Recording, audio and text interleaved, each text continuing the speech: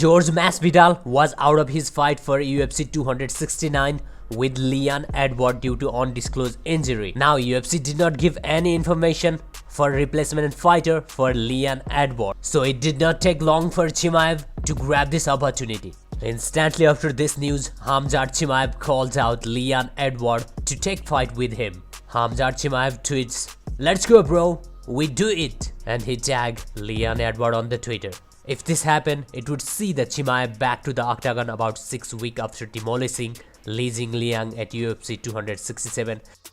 UFC President Dana White has been criticized by fighters and fans for underpaying of his athlete. During a recent interview on the podcast Pardon My Take, Dana White said a prelims fighter made close to $1 million to fight on the undercard. So what do you pay one of your? Give us one fight.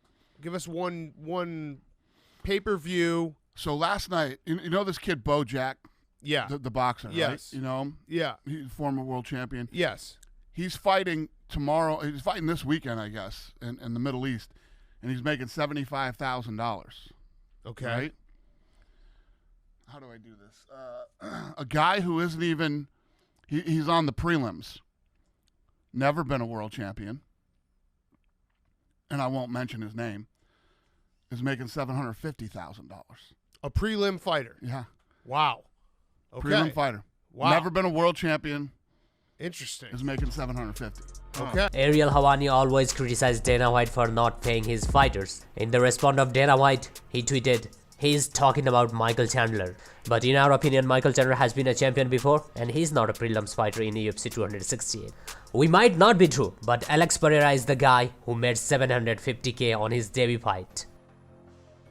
Former UFC champion Anderson Silva's son Gabriel Silva faced Vincente Familari for IKF light middleweight champion and was knockout cold with less than 20 seconds remaining of round number 1. He's got 30 seconds. And Familari races in. Comes in with a hard punch. Fires the big punches ahead. Familari chases him down. He swings him. He knocks him. He is out. Max Holloway donated $25,000 to the Boys and Girls Club of Hawaii. Also, he won the Forrest Griffin Community Award. It means a lot because, you know, Max Holloway, he's such a great role model in our community. And that's because, you know, he's proving that all things are possible with hard work and determination. I mean, it doesn't matter, and he proves it. It doesn't matter where you come from or what you come from. Everything is possible. You know, it means a lot, especially to our kids, that someone as successful as Max cares about each one of them. The world is in your fingertips, you know what I mean? Do whatever you want to do in the world. So it means a lot to me, man. It means a lot to me. If some kid from Waianae, who we're not supposed to be nothing, me can do something, then why not you? Why not you? Well, that's the question you gotta start asking. Why not me? You know what I mean? And go out there, put in the hard work, and go do it, and go show people why you deserve it.